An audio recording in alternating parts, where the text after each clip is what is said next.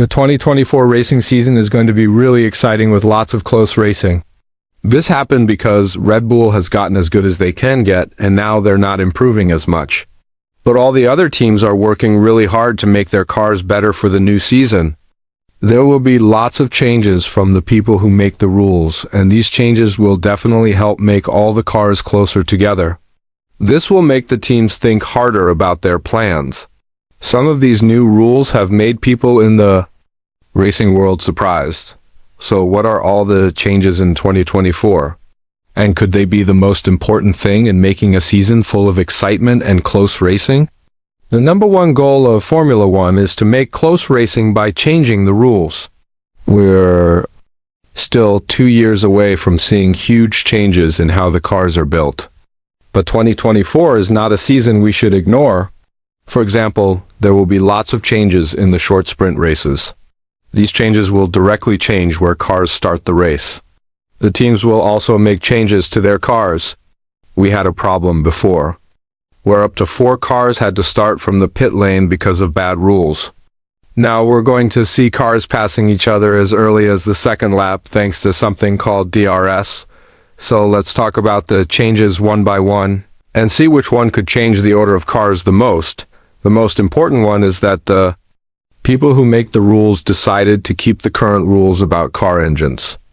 We were supposed to see teams get one less engine per driver for 2024 and 2025, but the racing calendar has too many races, so it's too hard for teams to make it work with only 3 engines. A meeting that happened on February 5th with the F1 Commission decided to bring the engine number back to 4.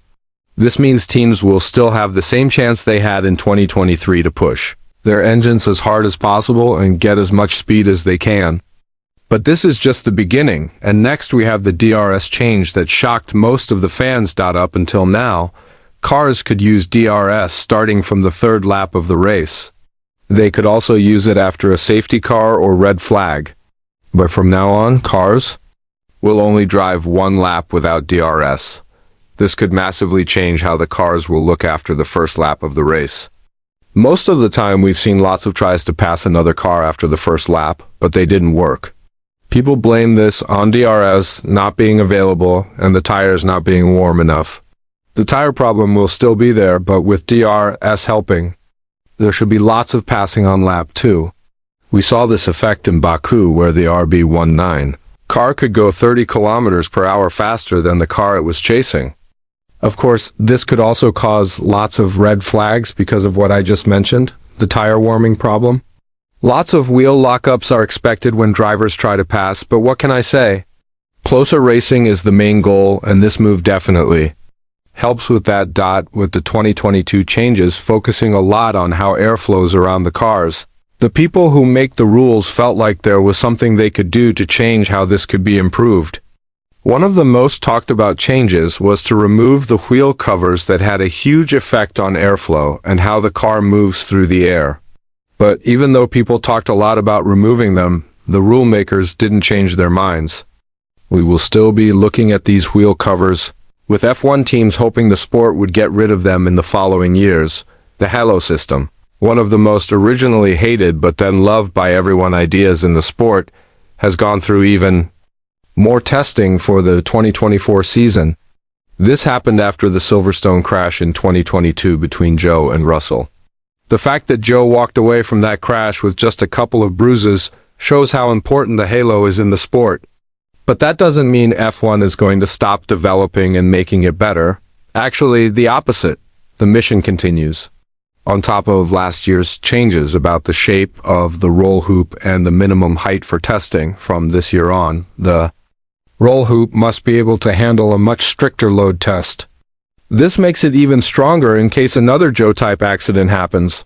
From 2024 onwards, better safe than sorry is what F1 is following, so there's nothing much we can say here about that. Of course, the most talked about and probably the most important change for 2024 comes from the controversial sprint races. Even though some people want to completely get rid of them, that's not going to happen. These weekends do bring entertainment and shake things up for all the cars on the grid. There will be very important changes that people voted for in the past past couple of weeks. For example, the sprint shootout will move from Saturday to Friday. This comes after an initial practice session for track learning and car setup work. The sprint event will now happen on Saturday before qualifying for the main event on Sunday later that day. The big change is the park firm rules, the one that saw the Austrian GP getting Hamilton disqualified because of excessive plank wear and both Aston Martin cars starting from the garage because they couldn't work on car setup changes properly. Well, these will no longer happen between the Saturday sprint race and Sunday qualifying session. This means teams will finally be able to work on their car setups before the race. This way they can make sure the main event on Sunday, the one that gives the most points to the team, will be set up perfectly from their side. Since we will have 6 sprint weekends this year starting from China and then going to Miami, Austria, Austin, São Paulo and Qatar, this is quite a massive change. We'll see lots of underdog teams getting huge points. The calendar itself is going to hold the record-breaking 24-race year. While this was also planned for last year, the cancellation of the Chinese GP and the Imola floods helped the drivers survive such a schedule. But if everything goes according to plan, the sport would see itself matching a challenge that many people said was impossible just a couple of years ago. But it doesn't stop there. With Madrid's street circuit starting from 2026 onwards and Catalonia still not being voted out as a race, there's a possibility for that calendar to increase to 25 races. Chicago is also one of the cities where we might see the F1 cars visit in the near future. F1 is also trying to aim for 30 races in one season in the near future. A very important money change for the 2024 season is the capex limits. This means that to make sure the biggest teams on the grid don't have a locked-in advantage because of the cost cap itself, every team on the grid can now spend more over a 4-year period on capital expenditure, or more precisely, capex, to upgrade their facilities. This is something that the lower teams like Haas, Alfa Romeo, AlphaTauri and Williams will benefit hugely from. What was originally a limit of 45 million for the rolling 4 years has been increased to a massive 65 million for the 4 teams that have finished in the bottom 4 positions on average since 2020, with AlphaTauri taking a more independent step from Red Bull, and with Williams getting increased prize money from the sport after finishing 7th in 2023. These 2 teams would be more than happy to invest in their future development and increase their plans and budget for the future. In 2024, we will also see an increase in the number of testing days thanks to Pirelli's request to the rule makers. From the original 35 days, we will now have 40 days of testing for the tires. This comes after heavy accusations against Pirelli and how long their tires last. What this is going to help the teams and rule makers understand is whether or not they should push towards banning tire blankets.